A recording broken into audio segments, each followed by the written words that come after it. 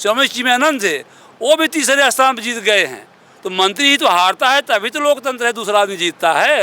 लोकसभा चुनाव को लेकर बिगुल बज चुका है और अब सभी राजनीतिक पार्टियां चुनावी मैदान में हैं और 25 तारीख को जौनपुर में मतदान होना है।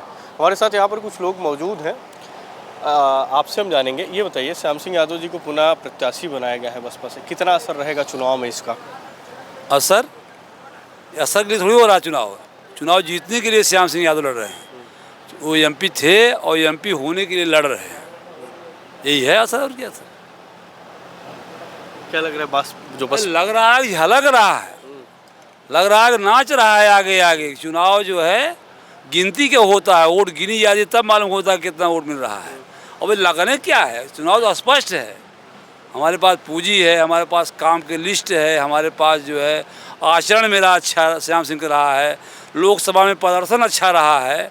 उसके आधार पर जो है आप जहाँ से लिए आप चुने थे, जिस मकसद से आपने लोकसभा के लिए उन्होंने चुना था और आप जनता की समस्या उठाने के लिए चुना था, उन्हें लोकसभा में 100% जो है उपस्थिति दी है। और उपस्थिति दिया है तो कोई जो है हाजिर थोड़ी दिया है कि पढ़ चले गए। उन्हें जनता की समस्याओं को वहाँ उठाया, किसानों की समस्याओं को उठाया, छात्रों की समस्याओं को उठाया, बेरोजगारों की समस्याओं को उठाया।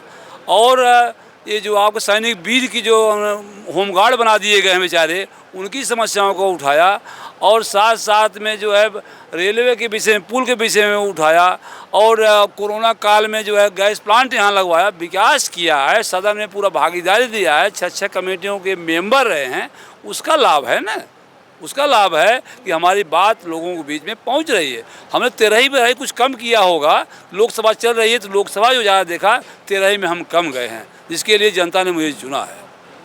एक चीज़ ये है, जैसे अब तो चुनावी कहा जाए सारे प्रत्याशी मैदान में, हाँ। तो लग रहा है कि कृपा शंकर सिंह जी गृह राज्य मंत्री रहे, वो भी आ चुके हैं चुनावी मैदान में। हाँ।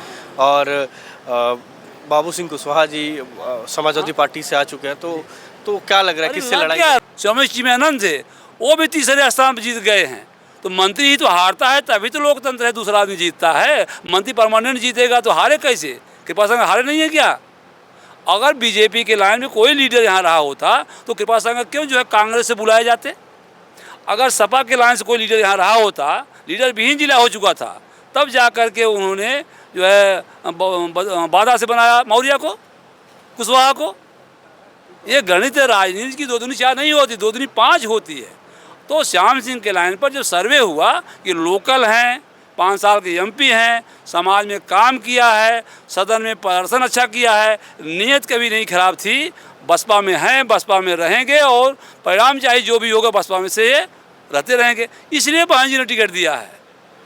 बिल्कुल। आप बताइए चाचा, क्या कहेंगे 5 साल के कार्यों को लेकर सांसद श्याम सिंह यादव जी? कार्य एकदम उत्तम रहा है। इनके मुकाबले कोई ऐसा कैंडिडेट जो भी बीजेपी के हो या सपा के हो, इनकी छब के बराबर कोई प्रत्याशी नहीं है। एक को कोई प्रत्याशी नहीं है। अगर यहाँ प्रत्याशी छवि वाला होता तो बांदा के जो घोटालेबाज और कांग्रेस के घोटालेबाजों को यहाँ ले आकर चुनाव न लड़वाता।